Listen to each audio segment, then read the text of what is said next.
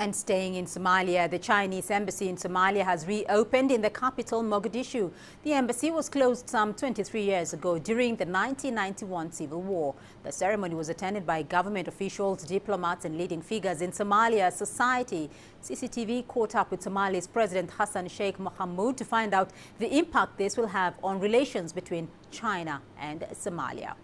Mr. President, you attended personally the reopening of the China embassy in Somalia on October the 12th. What's your take on this event? This sends a very strong and positive signal to the Somali people and also to the international community that now major countries, big countries like China is coming back to Somalia and its diplomats are operating in Somalia. This is a very good indicator for the security level and security progress and improvement that's taking in Somalia. Besides that, it's also rejuvenating, re-energizing the relationship between Somalia and China, which has been there for a long, long time.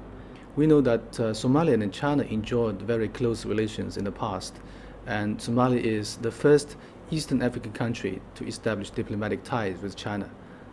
What do you think can be the future relations between China and Somalia now with the reopening of China's embassy in Somalia? China has assisted Somalia in many areas, and the relationship was long before China joined the United Nations in the 70s. China supported Somalia in developing infrastructure in the 1970s.